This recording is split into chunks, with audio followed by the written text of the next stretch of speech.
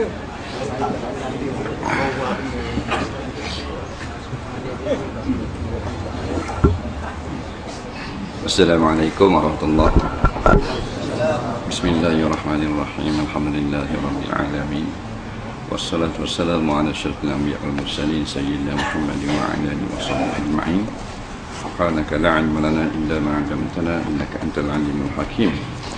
Wa la haula wa la quwwata illa billahil 'aliyyil 'azim. Muka surat apa? Solat sunat hajat.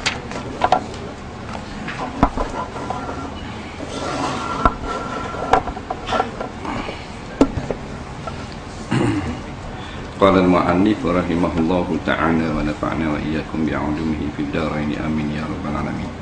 Kata pengarang rahimahullahu ta'ala, solat sunat hajat. Masuk pula tentang solat sunat hajat. Jadi mana-mana hok dok pandai lagi solat sunat hajat, malam ni pandai. Bila pandai tu ada hajat, solat Kereta WKB 5079 TAG 3084 TAN 8849 TS 5115. Kena alih sikit sakok orang nak keluar. WKB 5079 TAG 3084 TAN 8849 dan TS 5115. Solat sunat hajat. Tadi benda bunyi ki ni.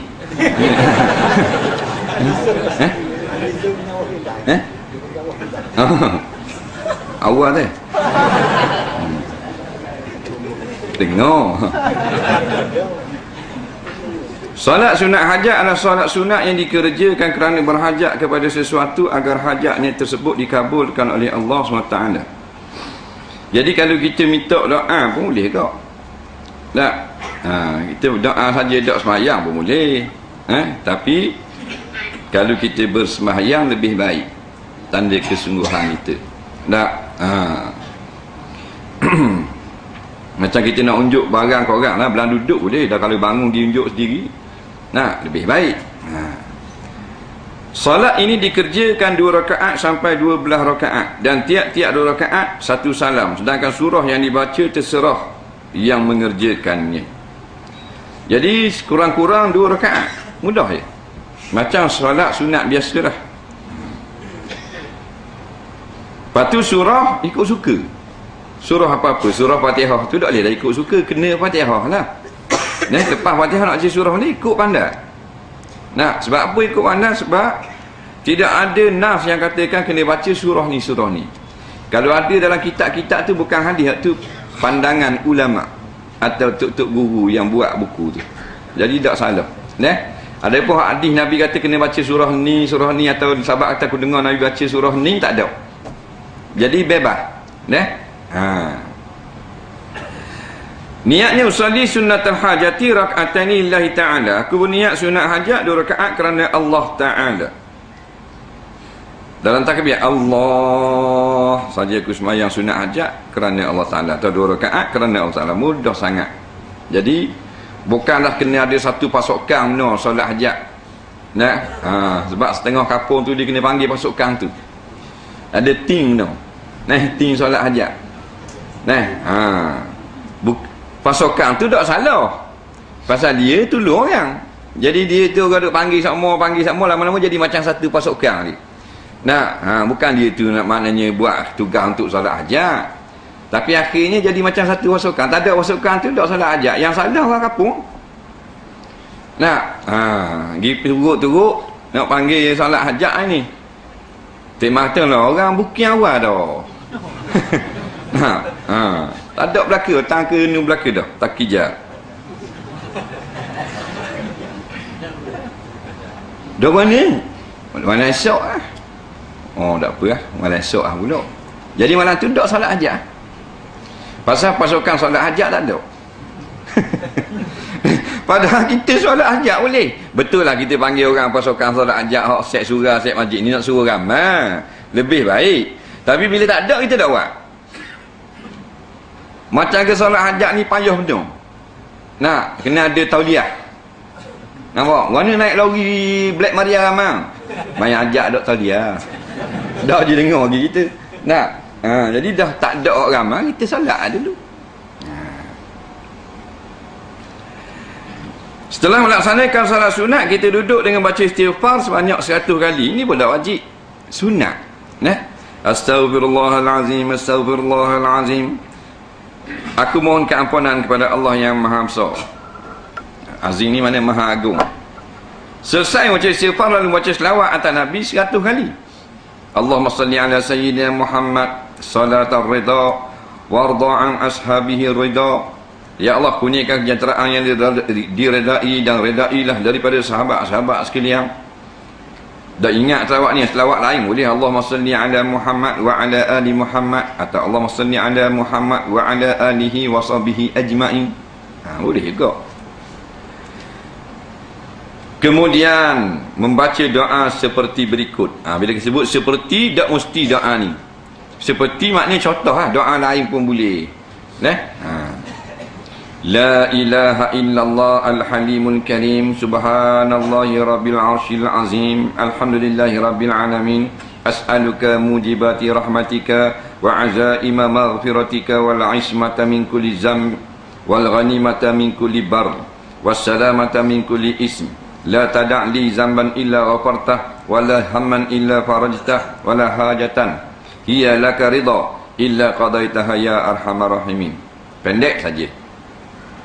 Tak ada Tuhan melainkan Allah yang Maha Pengasih dan Pemurah. Maha suci Allah, Tuhan pemelihara arash yang Maha Agung.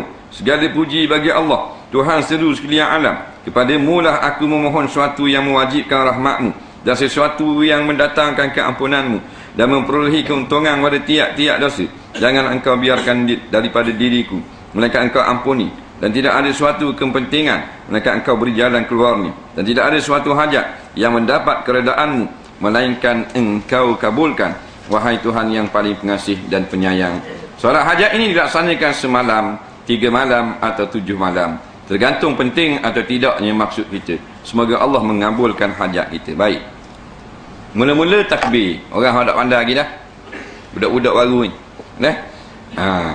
ada hajat lah, tapi hajat besar lah, jangan hajat kecil. Berani pun solat hajat. Hajat apa? Hajat malam karang nak pergi makan miso. Tu hajat kecil tu. Hajat besar lah. Nak bernikah, nak solat hajat, nak pergi Mekah, nak buat kerja berat esok, nak solat hajat ataupun nak adakan sesuatu benda perkara yang penting, minta selamat, itu solat hajat tu. Nak periksa boleh tak? Saya boleh juga solat hajat. Tapi jangan nak periksa solat hajat. Tak ada salah. Kan dituliskan kain-kain getang di sekolah-sekolah, pagar sekolah. Ya Allah ya Tuhan kami, kurniakanlah kami murid-murid di sekolah ini 15A. Tapi nakal sikit bunyi. Sebaiknya kurniakanlah murid-murid di sekolah kami ilmu yang memberi manfaat. Nampak? Bila manfaat, hak dunia pun manfaat juga. Takut hak dunia, hak tak ada manfaat. Pah tinggi jadi musuh Islam. Pah tinggi 15A lawan ulama. Pah tinggi 18A. Macam-macam masalah sosial dan sebagainya. Datuk air neganti. Air neganti boleh, tak ada salah. Baca Fatihah. Abu Sa'id Al-Khudri dia baca surah Fatihah, dia tiup di air. Boleh. Tak nak tutup umur. Bagian neganti boleh. Imam Qurtubi sebut dalam kitab dia Tafsir Qurtubi, dia kata surah Yasin ni kalau kita baca, patut kita niatlah yang baik, insya-Allah Tuhan makbul. Boleh tiup di air. Nerang hati. Nerang hati ni air supaya budak-budak bila dia nak periksa, dia lupa apa yang telah dia belajar. Tapi dia ada syarat dia. Budak tu belajar dah. Budak tu tengok dah buku, budak tu buat ulang kaji dah, budak tu ngapa dah. Bila nak periksa baru buat air nerang hati. Jangan budak tu dah masuk sekolah 2 tahun dah. Dosa nak periksa mana ni buat negara hati. Tak? Negara hati ni benda budak hak bijak dah. Hak ngaji dah, hak dak lara. Hak tengok buk sokmo. Jadi tujuan ni taklah jadi hilang apa yang telah dia belajar, yang telah dia ingat. Jadi hati tu jadi terang. Baik, jadi solat hajat ni macam-macam lah. Suami kita kalau perempuan tak balik ke rumah kat ni ngai. Tak? Hari tu mula-mula seja orang ni 16. Nak 18 kaki, 9 kaki, 180 kaki. Siapa penuh bonek je orang saja. Nak main tak balik ke rumah, tak dang anak, tak dak dukung. Bini yang petah lagi. Solat hajat. Minta lah kurang sikit hobi tu. Boleh pasal berat pada balik ke rumah. Lambat apa mesej. Lama makan. Tengok. Tak motor lalu. Napa ada di motor dah. Pada balik ke rumah. Orang nak turut makan puluk, apa semua tuk pisang apa gitu turut ni patah. Dia tidak balik ke rumah ni tidur patah. Musim-musim ni kalau dak balik lama makan. Gitu patah. Nyanyi pula korang. Jadi gitu berat tu masalah. Isteri salat hajat. Lama lah tak boleh kerja. Payahnya nak boleh kerja, nak boleh projek, tanggung anak bini. Salat hajat. Atau ada hutang berat sangat, tak tertunai. Apok jalan kelak dah ni, salat hajat. Rakaat pertama baca Fatihah, lepas tu baca sebarang surah. Nak baca surah panjang boleh, surah pendek. Tak ingat baca kuliah. Rakaat kedua baca kulhu, lepas Fatihah. Selamat ada apa? Baca doa ni, tak ingat ni doa ni gua ni, doa Melayu. Nampak? Aku berhajat begini, perkenanlah hajatku ini. Tak, umpamanya. Kata hak Melayu. Dah panggil orang salat hajat kena WPT tau. Sudah kerja dah lah. Hadiah ni atas tuan rumah. Faham? Ada orang kata haram. Tak betul. Jangan isteri ingat. Di Islam ni sederhana. Sebab tu ulama' tidak gaduh. Kalau dak ulama' dia gaduh hukum jadi kasar dulu. Jadi kalau kita kira dia ni sebagai tetamu, kita pun beri hadiah ke dia. Hadiah tak mesti maknanya fitih. Kita akak air, cicah biskut ke, hadiah kat tu, jamu dia. Jangan nak niat semayang hajat, niat nak boleh piti. Kawan kita main hajat 5 riyal 5 riyal. Bagi. Esok tanya ada main hajat. Nampak? Dah 5 riyal baru prepaid. Minyak tak isi lagi. Jadi kita ikhlas. Bila ikhlas orang beri hadiah. Hadiah tak apa. Faham? Boleh ambil. Orang kata ambil haram, tak betul ke tu? Imam Syafi'i, Imam Hanbali, Imam Malik, Gubernur Madinah panggil dia ngajar di istana, buat tazkirah satu ceramah. Dia pun ceramah sepenuh hari dia dah. Lagi sedap dengar Imam Malik ni ceramah, dia beri pitih mah. Bukan pitih Malaysia, pitih mah dinar. Faham? Imam Malik ambil. Tak ada apa-apa. Khalifah panggil Imam Syafi'i, suruh ceramah di istana dia, lagi ceramah. Sedap dia tu. Nampak? Apa ke dalam hati masuk. Dia pun beri 10,000 dinar wang emas. Imam Syafi'i ambil. Kan 10 ya. Jadi jangan dia tak niat nak pitih. Cuma adab kita panggil orang mari di rumah, Nabi ajar dalam adab dia akak air. Akak air. Akak makanan walaupun sedikit. Sebab Nabi pernah suruh Aisyah ambil makanan buat keluar kepada orang tetamu. Aisyah kata ada sutir kema. Sutir pun waktu beg juga. Pasal cari pahala menjamu tetamu. Sutir kema kalau kita memang tak tubik dah. Ada sutir kuih bakar. Nak letak lah pinggang jadi nampak sutir gitu diri. Pinggang sok. Tak piring cemecek dengan kuih bakar tak ada. Dak waktu beg takut orang kata. Nah, waktu big ni kata degah tu datang suti waktu big. Nah, pada waktu lah kopek tu. Tak ada. Nah, jadi gitu lah. Jadi susah bahasa. Waktu big 5 keping nya puak semua. Dia kau jenis tidak mulut. Nah, palicing tinggal pinggang je. Kawan tu nak tu big sekeping, malu hati 2 keping. Nah, waktu big 5 nak tunjukin napok lawa je lah. Padahal tu laki pesan dah. Jangan gak taruh ke abang 2 keping. Lecing bang. Jadi tak salah kita beri hadiah orang semayang ajak apa semua tak salah. Jangan niat nak hadiah. Dah tertunai lagi hajat semayang pula. Dah boleh, dia boleh pahala. Kita minta, katakan minta jodoh. Nak berdoa lah, minta mudah jodoh. Syekh. Nak nikah? Nak tak? Nak? Nak takkan tak buh. Jadi doa dalam semayang hajat dah, tak ada lagi jodoh. Semayang hajat pula. Dia berulang-ulang. Berulang-ulang. Kadang-kadang ada hikmah Tuhan tak beri lagi. Dengan sebab dia tak beri lagi tu, kita duk minta tak mau doa ke dia. Sebab kalau beri senyap. Boleh bini tak ada doa lah. Pukul 8 uci dah itu. Dah boleh dah bini. Hari tu dengar mau mana-mana, ya Allah, wilah aku bini seorang. Tak ada ya Allah lah ni.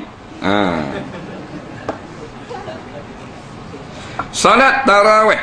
Salat tarawih adalah salat malam yang dikerjakan pada bulan Ramadan. Dekat ni zaman Nabi dia panggil salat tarawih, dipanggil qiyam Ramadan. Atau salat sunat Ramadan. Apa panggil tarawih? Tarawih makna rehat-rehat, tak gaduh. Hukumnya sunat muakkad, mana sunat yang banyak pahala. Boleh dikerja sendiri atau berjemaah. Waktu setelah solat isyak. Bilangan rakaat dilakukan Rasulullah 8 rakaat, sedangkan Khalifah Umar bin Khattab melaksanakan sampai 20 rakaat. Dan telah disepakati oleh ijma', ada juga melaksanakan sampai 13 rakaat dengan witir. Baik. Solat tarawih bukan wajib. Dia adalah sunat. Siapa yang tak semayang tarawih tak dosa. Tapi luput pahala yang banyak kerana sunat muakkad. Sunat tu pahala dah, muakkadun, yang sangat-sangat digalakkan. Lebih banyak lagi pahala.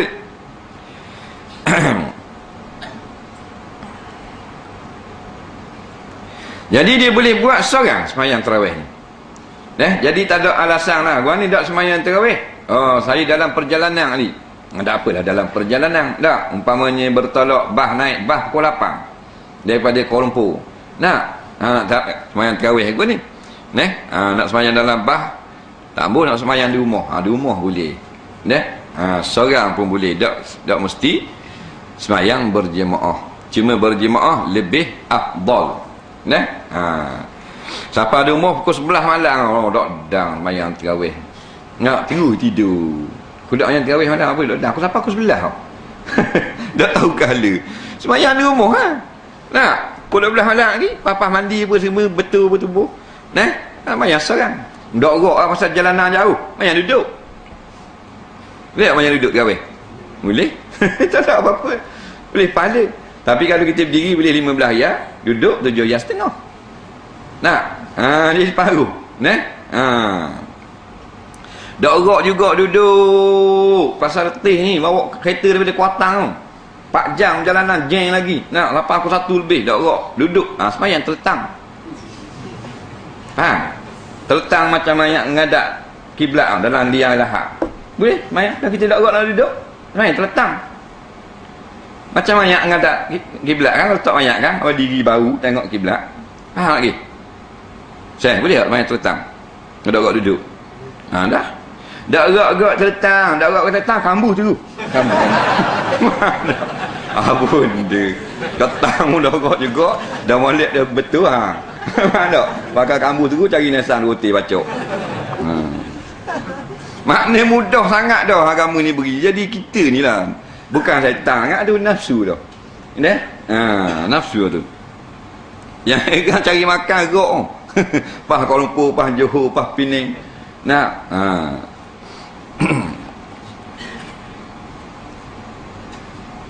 Jadi Mazhab Maliki ni dia sembahyang 36 rakaat. Sebab apa? Sebab dia kata orang Mekah sembahyang 20 rakaat, kita buat 36. Dalil dia kata gini, sebab orang Mekah tiap-tiap kali 4 tarawih habis 4 tarawih tu 4 rakaat, 4 sembahyang lah, 4 rakaat. Habis setarawih dia satu tarawih 4 rakaat. Tak? 2 rakaat salam, 2 rakaat salam. Jadi bila 4 rakaat orang Mekah dia tawaf 7 keliling. Nah, lepas tu sembahyang pula. Jadi kita nak tawaf tak boleh Imam Malik, pasal Imam Malik hidup Madinah. Tak ada Kaabah Madinah. Orang Mekah dia tawaf, dah kita tambah atas satu tawaf tu, sekali dia tawaf kita tambah 4 rakaat kita buat biar lebih lagi. Boleh buat lebih gitu? Boleh lah. Pasal apa? Pasal tidak ditentukan rakaat berapa-berapa. Hadis datang hak sahihnya Nabi keluar sembahyang tarawih dengan sahabat-sahabat. Mula sembahyang seorang-seorang. Nabi pun keluar. Bila Nabi keluar sembahyang tarawih, tak orang ikut belakang Nabi. Nabi tak kata rapat sah duduk belakang aku. Nah, orang ikut belakang dia. Malam esok kau ramai orang ikut. Malam 3 kau ramai nak menuh masjid. Malam ke-4 Nabi tak tubik. Orang kata apa tak tubik semalam, orang penuh tunggu. Kan aku tubik kan takut wajib kan. Jadi aku sembahyang di rumah semalam. Menunjukkan boleh sembahyang di rumah. Pasal apa jadi wajib? Pasal wahyu dah habis lagi turun. Ayat Quran tak turun habis lagi. Jadi bila-bila masih kali Tuhan kata wajib kan, susah pula kita.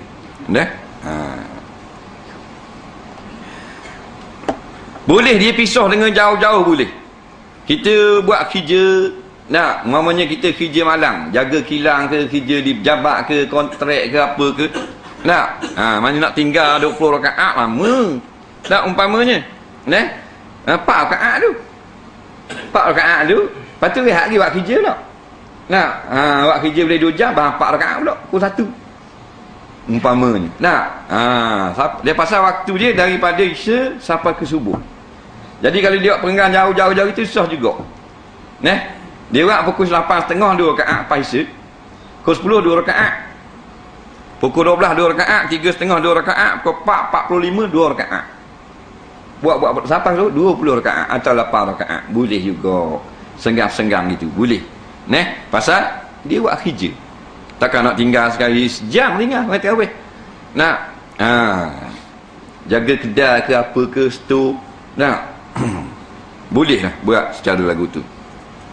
Mandi junub boleh buat putu-putu. Tuan-tuan kata semayang gitu. Tapi tak boleh lah, tak habis lagi semayang. Jangan tak salang lagi. Tengah rokok rakaat kedua tembak tu. Mari sambung tayak akhir pula. Tak cia gitu. Biar selesai dia semayang. Saya mandi junub boleh. Nampak? Di rumah saya mandi separuh tubuh tu. Pinggang boleh kata. Lepas tu sebelah lagi pergi di pasar garik. Faham tak? Lepas tu sambung balik sebelah kaki kanan. Belah kaki kiri pula pergi sambung belah raya. Faham tak? Jadi hukumnya kata juga sah mandi junub. Dah orang suruh gitu, tak suruh. Dah kalau buat gitu sah. Pasal dia tidak ada mualat. Niat sekali ya.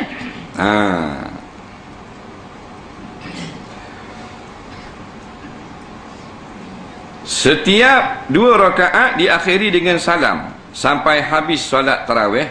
Sedangkan surah yang dibaca sudah Fatihah, boleh surah apa saja. Umpama dari surah At-Takasur sampai surah Al-Lahab. Pada rakaat kedua boleh surah apa saja, tapi umpamanya surah Al-Ikhlas. Lepas niat ni sebagai berikut: sholli sunnatat tarawih raka'ataini imaman makmuman lillahi ta'ala. Aku niat solat tarawih 2 rakaat jadi imam atau makmum kerana Allah Ta'ala. Baik. Sebarang surah pula boleh baca, kerana macam tadi juga tidak ada dalam sebarang hadis yang kata Nabi baca surah ni surah ni. Yang cerita Nabi keluar sembahyang tarawih. Itu saja. Rekat. Jadi sebarang surah. Cuma kalau kita nak baca surah panjang, banyak surah, ikut tertib lah. Umpamanya tertib hak mana dulu. Jangan rakaat pertama bahang kuliah, rakaat kedua bahang sabbih. Jadi balik walaupun sah sembahyang, tapi aturan mushaf tu tak comel. Kalau kita lakah boleh, harus lakah. Sepatutnya lepas daripada kuliah ijazah. Tapi dibaca lepas pada kuliah, rakaat kedua pergi baca surah Qul a'udzu birabbin nas. Tak apa gitu. Afdal tertib. Tapi kalau jenis ghostan makruh. Makruh. Tidak disukai isyarat. Jenis ngundur gitu. Jadi balik dak ikut tertib. Jadi niat kita masa Allah dalam hati saja aku sembahyang sunat tarawih makmum kerana Allah Taala, ataupun sembahyang seorang tak payah kata makmum, ataupun saja aku solat sunat Ramadan, ataupun saja aku solat qiyam Ramadan, boleh belakalah. Dia tak mesti mari dalam hati sahaja aku sembahyang sunat tarawih 2 rakaat, tak gitu. Masa takbir itu ada dalam hati kita nak menunaikan sembahyang tarawih, itulah niat namanya. Setelah melaksanakan solat isyak dan setelah solat sunat ba'diyah, kita bersama membaca Subhanal Malikul Ma'bud, Subhanal Malikul Mawjud, Subhanal Malikul Hayyul ladzi la yanamu wa la yamut wa la yafutu abada, Subuhun Kudusun Rabbuna wa Rabbul Malaikati war Ruh, Subhanallah walhamdulillah wa la ilaha illallah wallahu akbar wa la hawla wa la quwwata illa billahil aliyyil azim. Hak ni tidak wajib. Hak duk balah sangat ni, balah ke diri. Tak boleh baca nak pakai semayang selalu boleh juga. Dia sama macam masalah baca Yasin malam Jumaat, sama dengan masalah nisfu Syaban, sama dengan masalah Maulidur Rasul. Tidak ada ketetapan sesuatu pun daripada sunnah. Jadi surah kita nak baca Subhanal Malikul Ma'bud, Subhanal Malikul Mawjud, boleh. Surah tu tak boleh baca, nak semayang selalu, tak ada masalah, tak payah bala. Dah selalu kata lah bid'ah dalalah. Tak ada orang masuk neraka buat apa? Mu masuk neraka ramai kan ni. Pasal itu baca Subhanal Malikul Ma'bud. Jadi hak nak baca. Masjid ni tak mau baca, tak payah baca. Dia main bala pula dah. Benda ni tak ada nah belaka. Tapi siapa yang baca benda yang baik, maka boleh pahala. Atas 1 huruf 1 pahala, 2 huruf 2 pahala. Jangan kita iktiqad sebagai sunnah, jangan kita iktiqad sebagai wajib. Sama macam nisfu Syaban kat kita, tak payah bala. Surah ni tak boleh buat baca Yasin, tak salah. Surah ni nak buat ceramah boleh. Surah ni tak boleh ceramah, nak tazkirah boleh. Surah ni tak boleh tazkirah, nak buat selawat ramai-ramai boleh. Surah ni tak boleh buat selawat, nak baca Yasin sekali, tak boleh 3 kali boleh.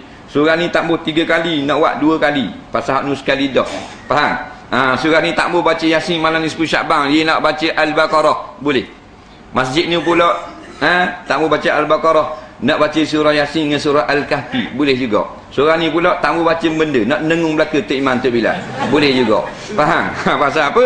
Tidak ada dalam hati kata kena baca begini. Hanya hadis datang memberitahu kelebihan malam nisfu Syaban, Allah mengampunkan banyak dosa-dosa hamba-Nya yang beriman. Faham?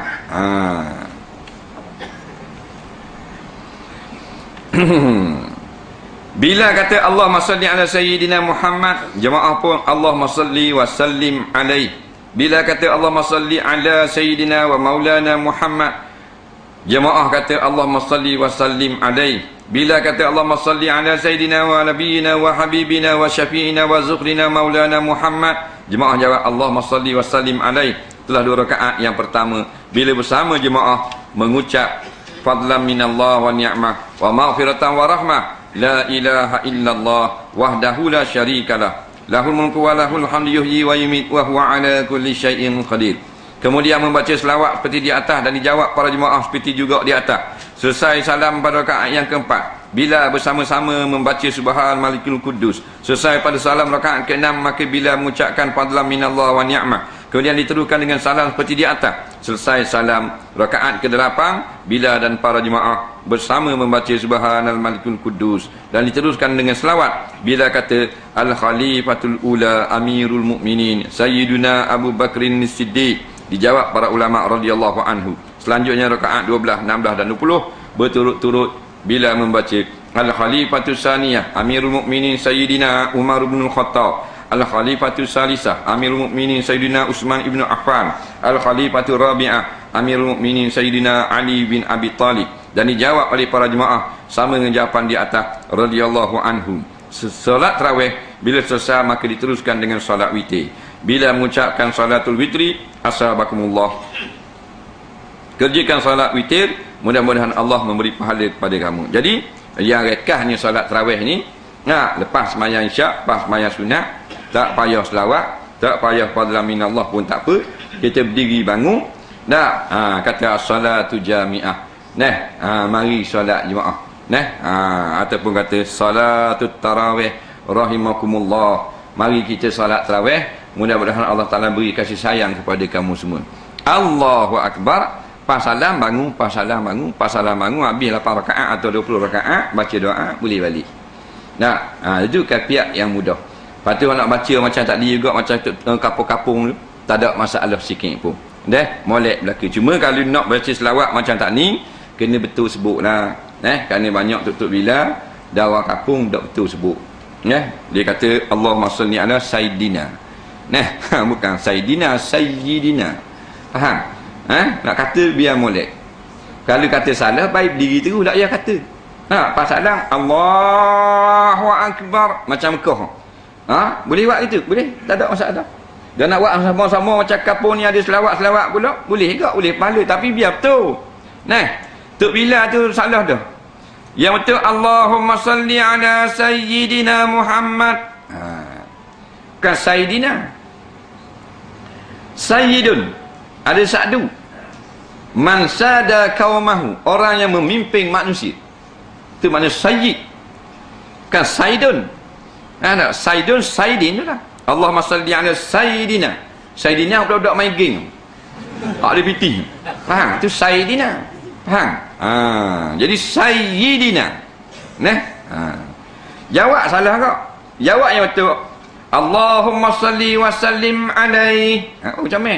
Atau salatullah wa salamuhu alaih. Betul. Bila tu lah Allahumma salli ala Sayyidina Muhammad. Makmum pula sallallahu salamu alaihi. Apa benda tu? Jadi tak boleh pahala sallallahu wa sallama alaihi. Boleh pahala. Mana salla, Allah menselawatkan, wa sallama, Allah beri selamat, alaihi, atas Nabi. Dah sallallahu salamu alaihi. Apa benda? Tak tahu ke benda? Nak kata bahasa Kemboja bukan. Nak kata bahasa Rohingya bukan kok. Jadi ikut sebut molek. Sebab kalau kita sebut zikir-zikir ni tak betul, ikut tak boleh pahala. Itu saja. Kemudian solat witir wallahu a'lam. Kita tengok soalan.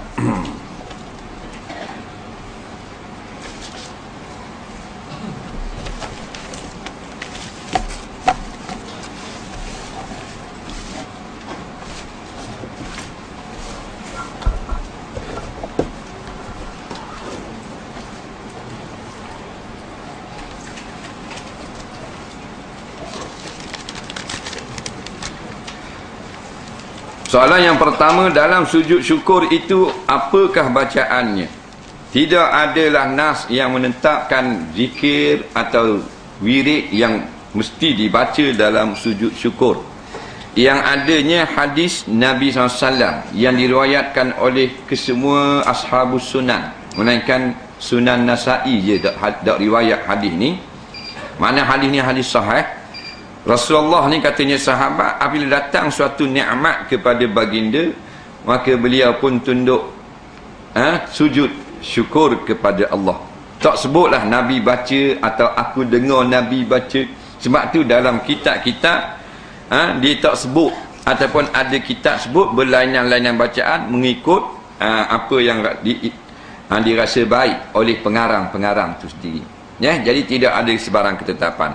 Sebahagian daripada ulama mengatakan bacaannya sama seperti dalam sujud tilawah. Macam dalam sujud tilawah. Sajada wajiyadillazi khalaqahu wa syaqqa sam'ahu wa basarah sapabi.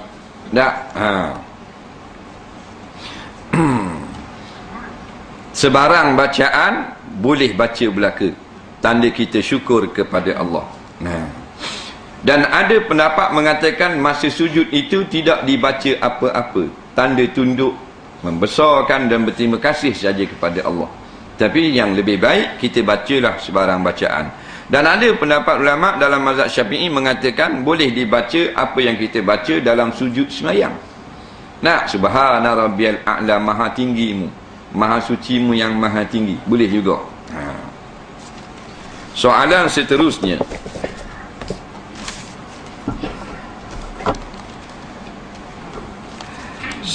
Seorang lelaki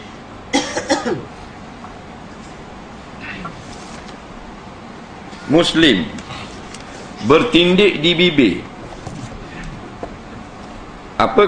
Adakah apabila laki-laki tersebut tidak boleh menjadi wali kepada anaknya?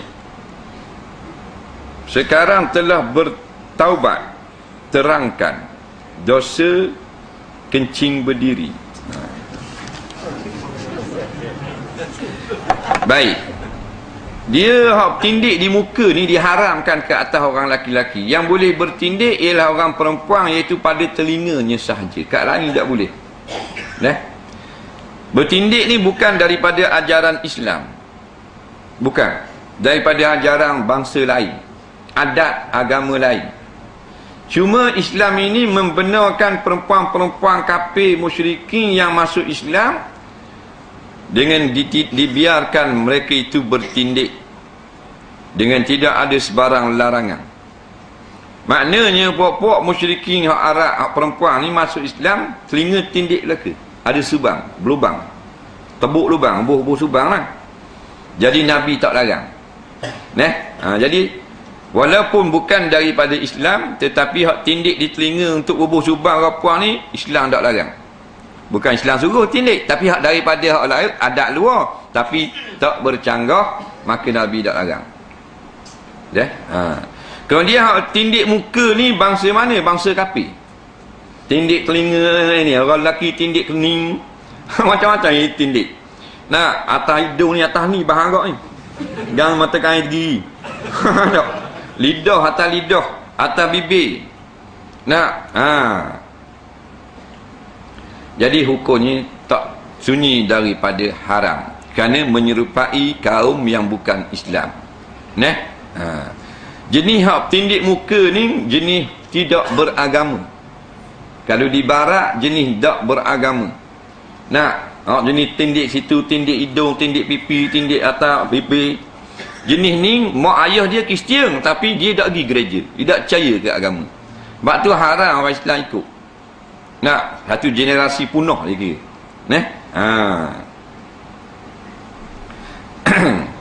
Huduh ke jenis tindik atas tu. Jadi fasik kerana menyerupai perbuatan yang dibenci oleh syarak. Dan berkekalan dia tu. Bila jadi fasik tak boleh jadi wali nikah. Dan kalau bertaubat boleh. Lagu mana bertaubat? Buang subang hak duduk atas bibir ni, tindik bibir. Buang, boleh jadi wali lalu. Bertaubat. Jangan buang tu nak jadi wali, kaki pakai mula. Kan, buang tu bertaubat. Boleh jadi wali pada ketika itu juga. Dosa kencing berdiri. Menurut jumhur ulama, kencing berdiri tak haram. Jadi tak dosa. Cuma dia adab yang tidak baik. Adab yang tidak baik. Adakah dikira bunuh diri juga kalau seorang itu nak bunuh diri di sebuah bangunan tetapi tak jadi bunuh diri? Tapi bila dia nak turun dari bangunan itu, dia jatuh lalu mati. Dia naik atas bangunan nak bunuh diri. Naik atas hotel Yenting. Umpama nak bunuh diri. Siapa atas nak bunuh diri lah, perah ni kasihnya ambil dia orang dah. Siapa atas tu tak jadi. Tak jadi. Bila tak jadi, takut ataupun rasa bersalah, dia pun turun gelacor tangga, mati tak bunuh diri. Mati tu tak bunuh diri. Nampak? Pasal apa? Pasal dia tak jadi nak bunuh diri. Walaupun dia turun tu nak pergi bunuh diri kat lain pasal sini tinggi sangat. Dia gitu. Dia tengok jadi gaya tinggi sangat, dia pun turun dari bangunan nak pergi bangunan tu. Turun kot tangga dulu. Turun kot tangga tu nak bunuh diri tak kot tangga? Tak nak turun dulu. Jatuh mati tak bunuh diri. Tapi dia berdosa kerana ada niat nak bunuh diri. Faham lagi?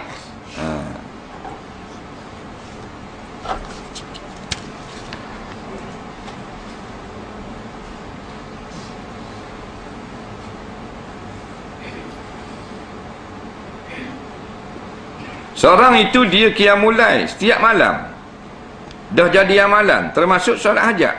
Boleh tak dia solat hajat itu sebagai amalannya tiap malam dengan hajat untuk kesihatan keluarganya, pelajaran anaknya dan keselamatan dirinya dan keluarganya, boleh ya? Tapi hajat tu benda besar, mana keselamatan diri tu boleh lah. Janganlah hajat tu benda-benda kecil. Maya hajat apa? Maya ajak pasal nak pergi beli baju sila. Maya ajak pula nak pergi pasar. Balik pasar maya ajak pula nak basuh kereta. Jadi benda-benda lagu tu tak jadi. Jadi benda tu kita buat tiap malam, tiap-tiap malam satu kali sembahyang hajat dengan niat benda-benda yang besar seperti tadi, minta selamat, minta boleh ilmu bermanfaat, minta jauh dari bala dan seumpamanya dibolehkan.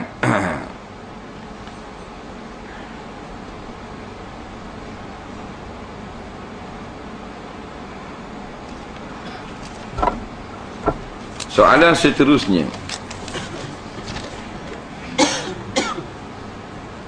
ada waktu tahrim tak untuk solat qada? Kenapa kita dilarang pada waktu-waktu tertentu solat? Menurut pandangan ulama' fiqh mazhab Syafi'i, sembahyang qada ini tidak ada waktu larangan. Tak ada waktu larangan. Yang dilarang ni solat sunat biasa. Iaitu lepas daripada solat asar, lepas pada solat subuh, matahari betul-betul atas kepala, matahari sedang keluar di kaki langit, matahari sedang tenggelam di sebelah maghrib. Tu. Sebab apa tak ada larangan? Sebab kita nak bayar hak Tuhan. Ada pun menunaikan, dia ada waktu. Inna salata kanat 'alal mu'minina kitaban mawquta. Solat 5 waktu dia tidak sembarangan. Hak tunai tu dah, dia ada waktu dah yang ditetapkan. Tapi bila kita tinggal, murka Allah Ta'ala, maka qadalah sebarang waktu. Dia sama macam nak tunai. Tunai dia ada waktu, qada nak bayar balik, dia tidak ada waktu, sebarang waktu. Macam kita nak pinjam pitih dengan orang, dia ada waktu-waktu tertentu. Nak bayar pitih, tak kira waktu. Sebab apa? Sebab nak bayar orang suka, nak pinjam orang tak suka. Nak pinjam orang, biar waktu-waktu molek. Petang ke pasar, boleh nak pergi pinjam pitih. Mari pukul 3 pagi nak pinjam pitih. Marah dah orang. Orang tengah tidur, gerak. Undan nak pinjam pitih 4,000. Belabeh hanya kawan tu. Bahasa esok boleh. Nampak? Kita marah nak pinjam. Tapi kalau kau nak bayar, kita marah. Kau 4 tak apa, kau 5 tak apa.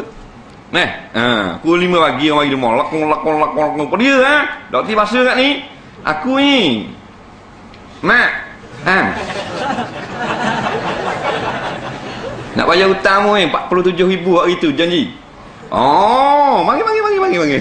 Tak ada apa, dah arah sikit. Pasal nak bayar. Faham?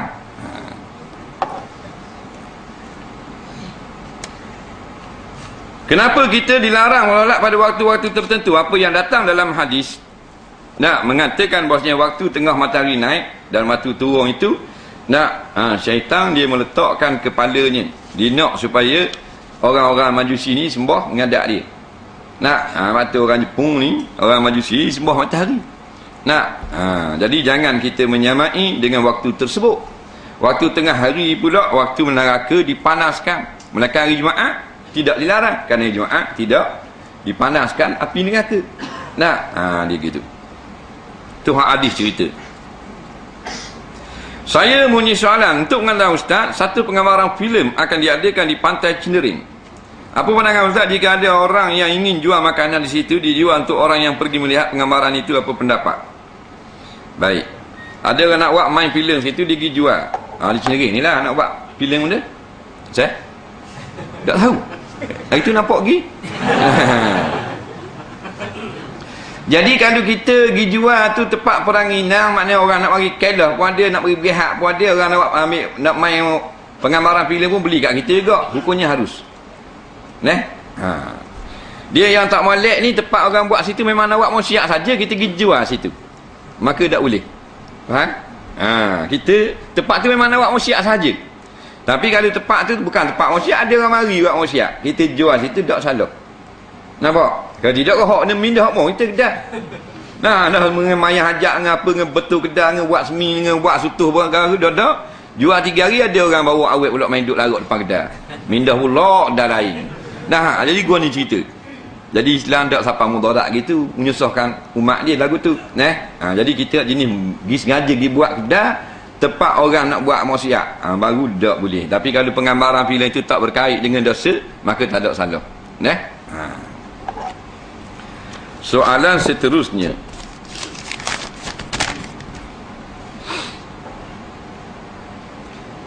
boleh tak kita ziarah kubur wali Allah atau ulama dengan alasan nak dapat berkat? Kalau boleh, boleh tak beritahu adab dan amalan ketika ziarah tersebut? Dia tanya boleh tak kita ziarah kubur wali, kubur ulama? Jawabnya boleh. Kubur orang biasa boleh. Bahkan kata setengah ulama mereka kita pergi ziarah kubur orang kafir boleh juga. Tapi dengan niat bukan nak hormat mayat orang kafir, nak ambil pengajaran dengan kematian. Boleh. Hatta kubur kafir. Dia tengok kubur kafir, dia pergi kat jarak dengar untuk bilal jarak. Tak? Tapi takut fitnah. Nak ambil pengajaran dengan kematian. Jadi kalau kubur wali, kubur ulama, lebih lagi ni orang-orang kenal Allah Ta'ala, orang dekat dengan Allah. Wali orang dekat dengan Allah, ulama-ulama ni orang yang dekat dengan Allah Ta'ala. Lebih-lebih lagi boleh. Adab-adabnya tidak disebut di dalam hadis. Bezanya adab kita ziarah kubur orang biasa dengan kubur para ulama. Cuma biasanya ada penjagaan lebih kubur-kubur wali, kubur-kubur ulama, kerana banyak kan berlaku khurafat. Orang mari muja kubur, orang mari tawassul minta dengan mayat. Pasal apa? Pasal dikira wali. Mari buah-buah khurafat, buah-buah pelik. Main minta nombor ekor, main minta kaya, minta harta, macam-macam peseng. Pasal apa? Dikira orang lebih. Kalau orang tak ada lebih, tidak pergi pula khurafat situ. Tak ada orang puja nombor ekor kubur dia, kubur JKK.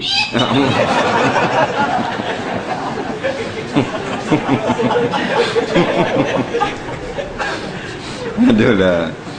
Gua ni ke dia.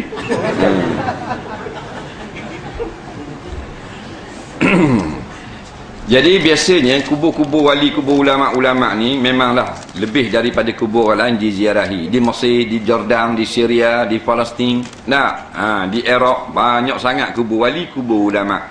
Biasanya kubur-kubur ini dijaga. Makam-makam ni dijaga. Kemudian kita kena jagalah adab-adab. Sebaik-baiknya tidak memakai sepatu. Tak pakai selipar dah. Buang selipar daripada mula masuk.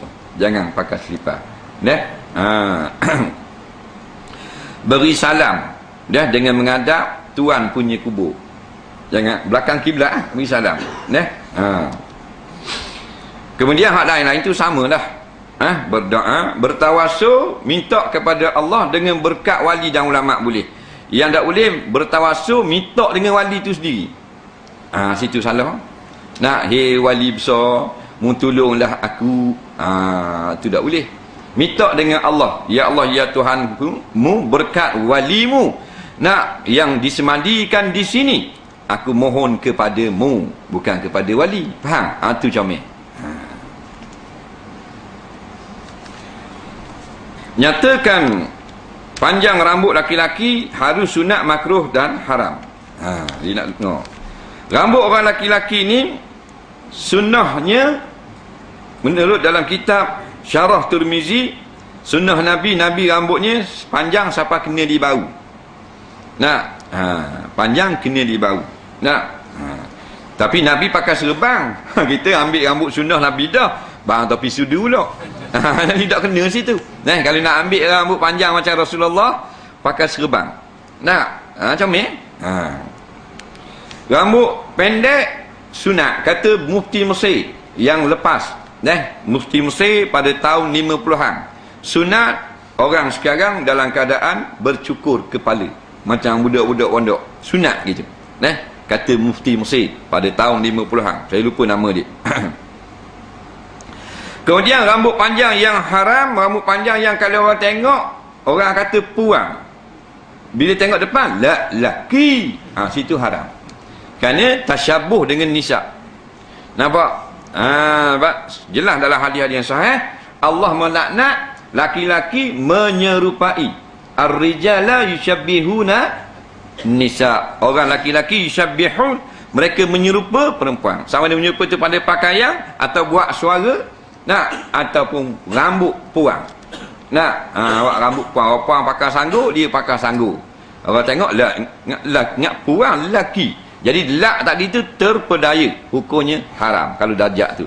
Jadi kalau panjang kat bawah orang kata puang, panjang patah belakang, orang tengok kat belakang memang orang kata puang. Hukumnya haram panjang itu. Di rumah saya suka duduk termenung. Dia suka. Orang ni. Di tingkap, biasanya setiap hari sambil-sambil itu saya meludah air liur kepada ayam. Tak ada kerja apa kan. Hidup tingkap, ayam lalu dia peludah tu.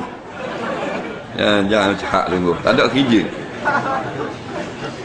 Ada juga soalan ini. Kadang-kadang air liur saya itu kena ke atas kepala ayam. Adakah saya berdosa? Nak kata haram tu tak dengar lagi fatwa siapa air liur kena kepala ayam, tak dengar lagi fatwa haram. Tetapi ada yang buruk ni. Pasal apa? Pasal Nabi menghormati binatang. Dia binatang ni dia ada kehormatan ni, tapi tak hormat tu macam ke manusia. Tapi dia ada kehormatan. Sebab tu dalam ilmu dalam syarak dalam fiqh, dia ada binatang yang dihormati syarak, yang tidak dihormati syarak. Binatang yang tidak dihormati syarak, binatang yang sunat bunuh, binatang menggigit. Binatang yang dihormati syarak ada dua, yang boleh makan, yang tak boleh makan. Maka ayam ni binatang yang hurmah, yang ada kehormatan syarak padanya, hak orang makan. Lepas tu Nabi dia menunjukkan contoh yang baik, beliau baginda dengan binatang. Sembelih buat comel-comel, pisah dak asah depan lembu. Nak sembelih lembu, Nabi kata jangan asah pisah depan ni. Kita depan lembu siap jaga siap faham tak? Lembu bodoh. Faham tak? Jadi ini akhlak yang buruk Lalu ayam ludah. 10 kali ludah kena sutik. Jadi adab yang tidak baik, akhlak yang buruk. Nak kata berdosa tu tak dengar lagi fatwa lah. Nyaknya ke ayam. Mungkin ayam tu ingat sempu.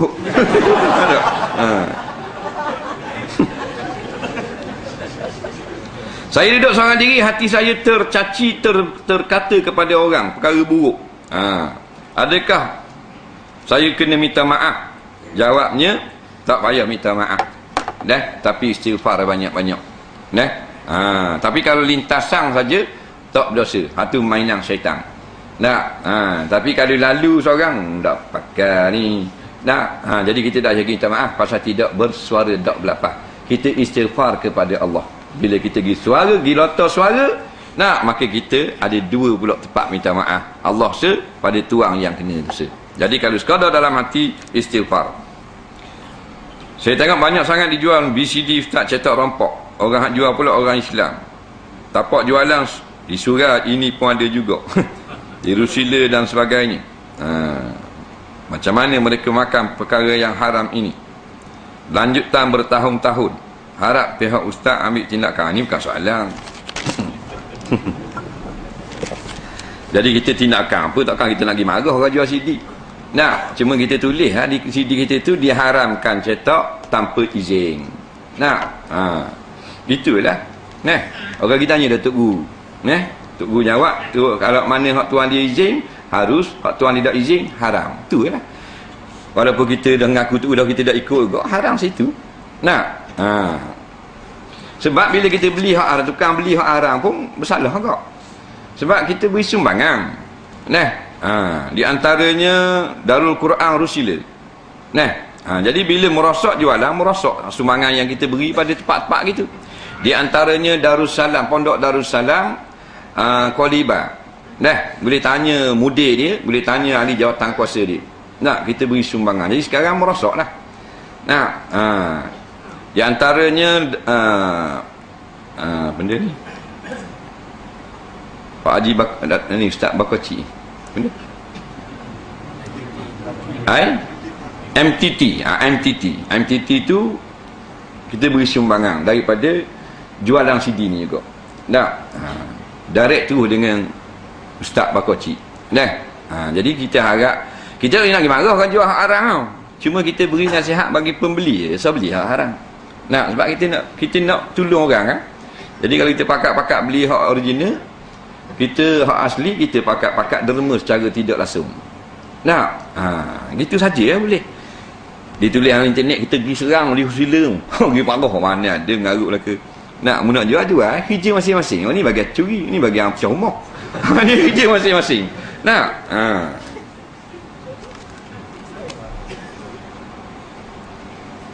Apakah hukum orang yang berpuasa sunat secara terusan bermula 1 Rajab hingga 13 Syakban tanpa putus-putus? Ini telah menjadi amalan seorang itu pada setiap tahun. Gini kita kata, seorang laki-laki dia kata aku nak puasa sama, tak mau buka. Nabi kata tak boleh. Nampak? Aku Nabi, aku makan, aku puasa. Mana aku Nabi, Musa ada aku. Nabi tanya, aku ada 3 hari tak puasa? Ada yang sebulan Nabi puasa 3 hari je ada. Dia kata dah, gini mu puasa Isnin kami aku gagah lagi. 3 hari sebulan, gagah lagi. Aku kuat lagi. Ginilah mu puasa Nabi Daud. Lebih pada tu tak ada dah. Jadi nak lebih pada Nabi Daud. Nabi Daud puasa selang sehari. Kalau selang sehari sebulan apa hari? 15 hari. Lepas tu ulama-ulama fatwa jangan lebih pada 15 hari. Kerana lebih pada 15 hari, lebih pada Nabi Daud. Sebab Nabi kata, mula hebat sangat puasa Nabi Daud selang sehari je. Atas sebulan ambil 15 hari saja. Kalau mu lebih pada Nabi Daud, tak boleh. Faham? Sebab tu kalau kita aman dah, biarlah. Tapi start pada tahun ni, jangan lebih pada 15 hari 1 bulan. Kerana Ramadan ni dia raja bulan. Kita main sebulan dah, mana timbul Ramadan? Dia gitu.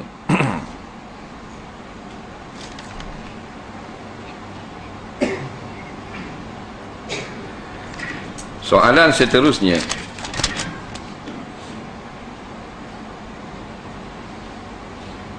saya sudah lama berniaga. Selama ini saya tak tahu sama ada wajib atau tidak bagi orang yang berniaga mengeluarkan zakat. Jelaskan.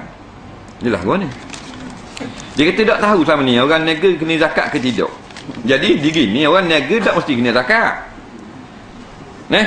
Maknanya kena zakat ni bila cukup nisab, cukup jualan apa ni, kadar-kadarnya perniagaan. Kalau jual cek jual air batu jagung, jual gula lir, tak kena zakat lagi tu. Mana pusingan dia sampai ke nisab, dia kena zakat dah, bukan semua perniagaan. Jual benda haram tak kena zakat. Terangkan cara Nabi SAW duduk ketika makan. Ada orang kata Nabi duduk angkat lutut sebelah kanan. Ya, menurut suatu hadis, dhaif hadis ni, tapi boleh kita amal. Iaitu Nabi duduk macam tahiyat awal, tapi kaki kanan didirikan lutut. Nampak? Jadi satu setengah kitab fiqh, dia masuk kitab fiqh mazhab Hanafi, sunat duduk macam duduk Nabi, cara makan dia lagu tu. Tapi kalau dia nak duduk sila pun tak ada salah. Nak kata duduk sunnah. Boleh. Dan ada ulama dia kata sunat duduk macam tahiyat awal tu saja, dengan keadaan kaki lipat saja dua-dua ke belakang. Duduk makan lagu tu. Kalau kita berdoa untuk diri sendiri boleh ke tidak? Kita tak tukar ganti nama ke ganti nama ni. Kami jadi aku. Maknanya kita berdoa untuk diri sendiri dan orang ramai juga. Macam mana tu Ustaz? Gini. Dia bahasa Arab ni ganti nama dia. Kalau Melayu juga, wahai Tuhanku, wahai Tuhan kami. Kalau Tuhanku, Arab panggil ya Rabbi dengan ya baris bawah, ya mutakallim. Kalau wahai Tuhan kami, ya Rabbana, ya Rabbana. Mana kami, ya Rabbana. Umpama wahai Tuhan kami. Nah, kalau kita seorang, ya Rabbi, wahai Tuhan aku. Gitu. Masalah dia tanya kalau kita seorang diri di rumah. Doa seorang. Bukan jadi tu imam, seorang ni. Tak kira di rumah mana-mana pun. Tak mau guna ya Rabbi, nak guna ya Rabbana. Boleh tak? Padahal seorang je. Boleh. Yang tak bolehnya tu imam, tu ramai pakai untuk seorang. Tu tak boleh. Faham lagi? Dia berdoa untuk orang ramai, tapi dia guna ganti nama seorang. Domain untuk seorang. Wahdah. Untuk mufrad dia seorang. Untuk kalim. Tak boleh. Contohnya, tu imam lepas semayang. Dia tak kata, ya Rabbana, ya Rabbi. Nampak? Tawil umri. Ya Tuhanku, panjangkan umur aku seorang. Orang belakang, mampu dengar. Udah apa? Mana gitu? Tak boleh lah. Nabi kata, makruh. Buat gitu. Pasal apa? Orang lain jadi hamba mutu kami, mu seorang yang boleh doa. Dia gitu. Jangan buat gitu. Haji tu.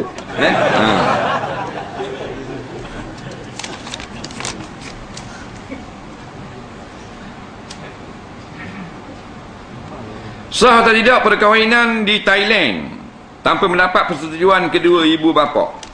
Dia kat gini. Kalau kita berada di luar negara yang jauh daripada tempat tinggal ibu bapa wali tu lah, maka dia kena minta izin wali juga. Kalau sekarang mudah, ada telefon. Nak nikah ni, kita nak nikah, minta izin wali. Dulu ayah kena jadi wali . Ayah kata dari nak pergi lah Thailand tu, ayah dah gerak dah ni. Barulah boleh guna wali hakim. Dia guna wali hakim selalu. Ni tak ada wali. Tak ada wali. Wali hakim selalu . Ni ada wali, beritahu wali tu. Nampak tak? Kena beritahu wali tu. Hak sekarang ni bukan nikah duduk di Thailand. Daripada rumah awak lagi awak pergi Thailand. Hak tu tak sah. Balik kena nikah semula. Jadi berzina saja gitu je. Ayah kata tak boleh nak pergi tambah mahal sangat, dah muduk England. Baru cari wali hakim je tu. Orang-orang Islam di sana.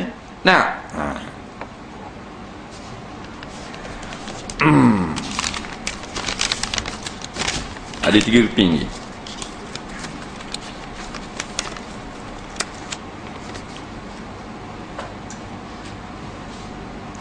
Saya tengok rancangan nyanyian kat TV. Penyanyi laki-laki perempuan berduet.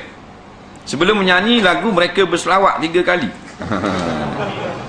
Ni Islam liberal. Boleh ke lagu dan selawat digabungkan sedangkan lagu itu tak ada kaitan dengan agama atau ketuhanan? Apakah hukumnya Ustaz? Allah tidak akan mengubah nasib satu kaum, melainkan kaum itu sendiri mengubahnya. Apakah benar pernyataan tersebut? Saya pernah menegur seorang tokel kedai yang jual Coca-Cola. Kebetulan ada customer pada masa itu. Saya juga khabar ke dia supaya jangan beli air tersebut sebab berdosa. Dia pun tak belilah. Tokel kedai itu marahkan saya. Padahal dia seorang imam masjid. Apakah perbuatan saya salah dan dikira menyekat rezeki dia pada hari itu? Baik. Nyanyi laki-laki perempuan lagu-lagu bukan suami isteri. Kalau suami isteri tak apa. Suami isteri dia boleh duet, kita dengan isteri kita boleh duet. Syekh, kalau nikah lagi. Boleh menyanyi tak ada masalah. Pasal isteri kita. Masalah yang berlaku sekarang dalam TV bukan isteri. Bini orang, laki orang. Ni bini orang, ni laki orang, ni tuna orang. Molek-molek dia berduet. Lepas tu pergi selawat pula. Selawat tu tidak memberi manfaat sedikit pun. Kena molek boleh berdosa besar pula kerana menyebut zikrullah ataupun zikir-zikir nama-nama yang baik pada tempat yang tidak layak dengan dia.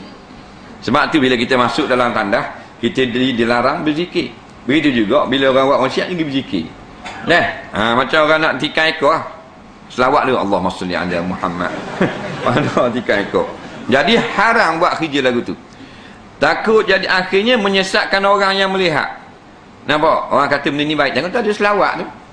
Dia tidak akan dapat mengubah pun dosa tetap dosa. Selawat comel dah, tapi tak boleh ubah dosa hak membuat. Nak berzina, disuruh awet dia baca Yasin tu 3 kali. Tak jadi apa, 30 kali pun tetap dosa besar pun juga dengan sebab berzina tersebut. Allah tak ubah nasib satu kaum. Kaum itu yang ubah nasib mereka sendiri. Dia gini, kalau di segi zahirnya boleh. tetapi dengan penjelasan. Tapi hakikat Allah Ta'ala segala-galanya. Kullu min indillah, Allah segala-galanya. Tetapi terjemahan yang seperti ini memberi waham kepada orang awam bahawasanya kita boleh bina, kita boleh tentukan nasib kita sendiri. Tak betul. Kerana yang menentukan qadar kejadian qada dan qadar atas manusia hanya Allah Ta'ala. Nah, segalanya telah pun siap sebelum kita wujud lagi. Innallaha qaddara kulla syai'in qabla an yakhluqas samawati wal ard bi khamsina alfi sanah. Sesungguhnya Allah Ta'ala telah menetapkan qadar kejadian sesuatu sebelum Allah cipta langit dan bumi 50,000 tahun. Nampak? Dia qadar dah. Jadi kalau kita nak kata lagu tu, ingat sekadar ikhtiar sahaja. Kita disuruh berikhtiar untuk mengubah nasib kita daripada miskin menjadi kaya, daripada susah menjadi senang. Tu boleh. Tetapi ingat dalam hati, Allah lah segala-galanya. Kalau kita ikhtiar tidak memberi bekas. Allah juga yang memberi bekas pada segala pekerjaan. Dia pergi kedai, budak tu nak beli Coca-Cola, dia pergi kata, "So beli Coca-Cola, tak baik. Orang ngajar kata haram, tak boleh." Budak tu tak beli. Tuan kedai tu marah ke dia. Dosa ke tak? Jawabnya tak berdosa. Bukan sekat rezeki orang. Pasal kita melarang benda yang haram. Al-amru bil ma'ruf wan nahyu 'anil munkar. Ini tanda orang ni beriman. Allah puji. Pasal apa sahabat ni, mereka ini siapa Tuhan gelar khairu ummatin ukhrijat linnas. Manusia terbaik yang pernah Tuhan tonjolkan, sahabat. Sebab mereka ini ta'muruna bil ma'ruf wa tanhauna 'anil munkar. Suruh orang buat makruf, larang kemungkaran. Jadi Coca-Cola ni telah ijma' ulama haram minum. Haram beli, haram niaga. Sama ada di segi maknawi ataupun di segi hissi. Sebab kandungannya tajam, boleh merosakkan usus. Di Amerika awak cuci jambang. Nampak boleh buat cuci jambang. Kita pergi kat YouTube, kita tarik Coca-Cola. Ditunjuk gambar klik Coca-Cola ni, kalau kita basuh dengan alat asid nak cuci jambang ni, dok tangga, beli Coca-Cola sebotol. Cuah semalaman, esok putih lepu. Nampak? Mana tajamnya, makan kokok perut. Rupa dia buat lagu tu. Jadi berbahaya untuk kesihatan. Wala tulku bi aidikum ila tahlukah. Jangan meminum perkara yang boleh merosak kesihatan kamu. Faham? Kemudian dari segi jualan pula, dia dermakan kepada tentera Israel untuk beli peluru bunuh orang Palestin. Lebih-lebih lagi haram pula. Jadi kalau kita larang benda-benda lagu tu, molek dah lah. Tak panggil sekat rezeki orang. Benda haram segi syarak. Soalan yang terakhir. Tak lagi, ada lagi. Saya pergi satu program di Kelantan. Program itu hari Rabu, Khamis dan Jumaat. Program berakhir pukul 12 tengah hari Jumaat. Sama dengan saya ingin terus balik ke Terengganu. Bila masuk waktu Zuhur, salat apakah yang perlu saya tunaikan? Salat Zuhur, jamak dan qasar dan asar, atau salat Jumaat? Bolehkah jamak salat Jumaat dengan asar? Baik. Bila dia musafir ke Kelantan, dia balik, siapa tengah jalan masuk waktu Jumaat, maka nak sembahyang Jumaat ke sembahyang Zuhur? Dia lalu tu laluan mana? Kalau dia lalu tu laluan orang sembahyang Jumaat. Kalau dia lalu laluan yang tak ada sembahyang Jumaat, maka tak wajib dah dia kena gostang, dia cari jalan jumpa dengan masjid Jumaat. Pasal dia tu dikira musafir. Lepas tu dia kata, kalau boleh tak jamak asar dengan Jumaat? Boleh. Tak bolehnya boleh gini. Kalau nak sembahyang jamak asar dengan Jumaat, jamak takdim. Lepas pada sembahyang Jumaat, tak payah wirid dengan tok imam, tu bangun sembahyang asar. Faham lagi? Mula sembahyang Jumaat sama dengan imam. Lepas tu bangun sembahyang asar pula. Cuma sembahyang Jumaat tu niat jamak dengan asar. Yang tak boleh sembahyang jamak takhir. Masa sembahyang Jumaat tak sembahyang hari. Sekarang masuk asar sembahyang Jumaat. Tu tak boleh.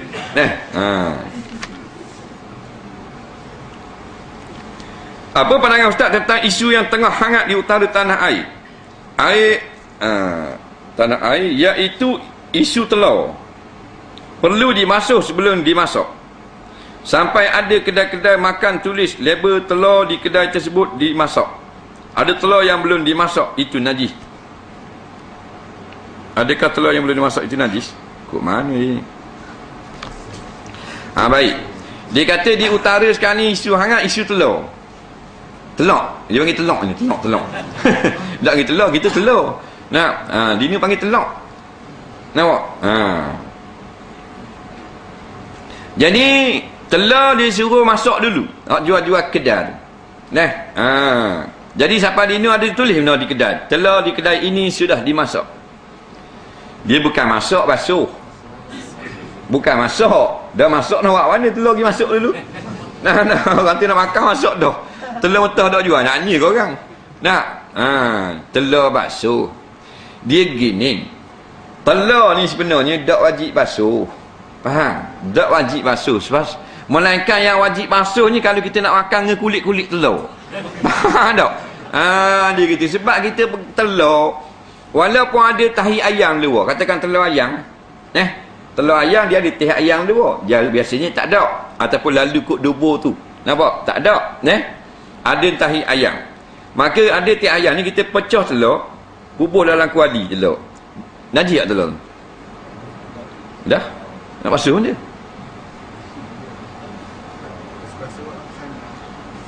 Ke basuh isi telur, basuh dulu. Kita nak akan dalam, nak akan luar. Nak akan dalam, nak dalam luar tak kotor. Lalu kulit pisang? Takkan orang isap dengan kulit-kulit. Nah, jadi orang koyok dalam suci. Dia hak jadi kotornya gini. Telur orang buat roti canai, contoh, ataupun buat benda lain. Telur dia buat tu jujuk itu dalam sarang dia. Okey, telur hak kotor. Telur tu kotor. Ada tahi ayam. Faham lagi? Jadi dia pegang dengan tangan telur tu. Kedai roti canai tak jumpa lagi, dia pecah sudah telur. Dia telur tak pecah belaka. Jadi bila dia buka roti canai, dia tebor-tebor, dia buka dia nak buat telur dalam. Nah, dia pun ambil roti canai. Tangan dia lembab minyak. Kena di telur hak ada najis. Dia pun koyak, bubuh, isi dalam, suci. Kulit, tohok out. Lekat tangan. Lekat tangan tu tepek pula ni. Faham tak? Hak tu barulah kotor. Nampak lagi? Tangan pergi jamah kulit, pergi jamah makanan. Tapi kalau dalam saja tak ajib.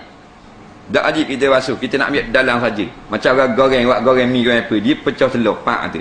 Tapi tangan tu lebih baik, tapi sebaik-baiknya kata ulama, kita basuh. Tak? Tapi kalau kita jenis tak sentuh makanan setelah kita sentuh telur, kulit telur, tak wajib basuh. Tak? Lepas tu pandangan mengatakan dia keluar lalu kut dubur tu dikira najis. Lepas tu tak. Sebutlah kitab fiqh, dimaaf pada syarak. Faham? Melainkan ada nyata tahi ayam lekat di kulit telur, baru kena basuh. Kalau kita nak jamuh dengan tangan. Tapi sekadar kena lendeh, dia kena lalu kut dubur ayam, tak mesti lalu kat tu, takkan dubik ke mata telur. Nampak? Jadi dia kata najis yang dimaaf pada syarak kerana kesusahan. Faham tak? Kepayahan. Soalan terakhir malam ni. Seorang suami menyesyaki isterinya berzina. Selepas mendesak isterinya tetapi isterinya tetap tidak mengaku dan bersumpah tak melakukannya, adakah jatuh talak pada pasangan itu? Sebab kemarin kawan saya kata jikalau itu berlaku maka pasangan itu telah jatuh talak dan haram berkahwin kembali walaupun dengan cara Cina buta. Betulkah itu? Tolong huraikan satu persatu agar saya faham. Anda angkat Mak Syahid. Dia pula ni. Ada sama lah. Buah nakal.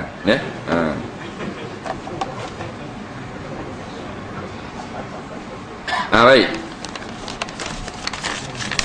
Dia mensyaki isterinya berzina. Orang ni. Si kata, si dia bersumpah, wallahi lah demi Allah lah, tak berzina. Kawan dia kata, jatuh talak. Tak boleh nikah sampai bila-bila walaupun nikah dengan Cina buta. Jawabnya, yang kira tak boleh nikah dah ni, kena berpisah. Suami menuduh isteri berzina dengan lapas. Faham tak? Atau kalau mensyaki, tak lagi.